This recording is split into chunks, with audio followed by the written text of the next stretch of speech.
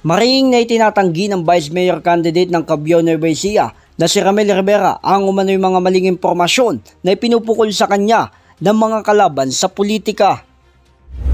Tayo po ay ini-issue na yung daw septage pina-implement natin. Sinasabi ni Jomar Wicoco, isang konsyal, pag daw sila ang nanalo, tatanggalin nila yung septage. Alam niyo po, huwag kayong maniniwala kay Jomar Wicoco. Ito po ay dumaan sa Congress, dumaan sa Senate, at pinirmahan ng Presidente.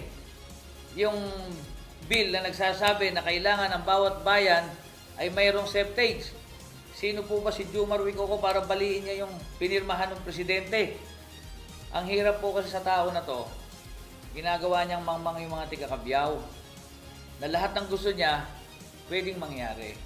Alam niyo po, ang septage ay napakaganda sa ating Base sa naging paliwanag ni RBR na walang basehan o kaukulang dokumento ang ipinataw sa kanila patungkol sa umano'y kinansila na ang kandidatura nila mag-ama, habang kanyang anak naman ay kasalukuyang tumatakbo bilang alkalde na si Rab Kevin Rivera ng Cabiao Nueva Ecija.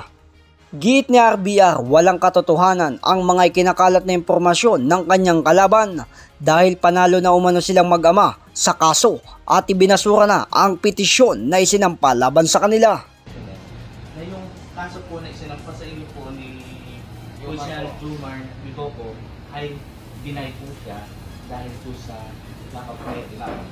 So, dismiss na po ito. Dismiss na yan, sir. So, ibig sabihin, sir, hindi kami disqualified. Hindi po. Kung ating babalikan, noong October 28, 2024 ay isinampa ang naturang petisyon at ito'y ibinasura ng First Division ng COMELEC sa order na may date ng February 26, 2025. Nagsampa ang kalaban ni Rivera ng motion for reconsideration dahil hindi nila matanggap ang pagkatalo. Pwede ko ba, sir, silang kasuhan sa ginagawa nila, sir, na pagsasabi sa mga meeting nila na meron disqualified? Meron ganun, sir, karapatan niyo naman po, sir, na magsampa po ng kaso.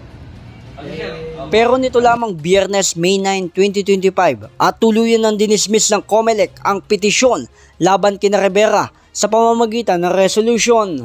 Samantala, umaasa naman ng mag-amang Rivera na maunawaan ng kanilang mga kababayan ang mga paliwanag ng kanyang legal counsel tungkol sa mga paratang sa kanya ng kanyang mga kalaban sa politika.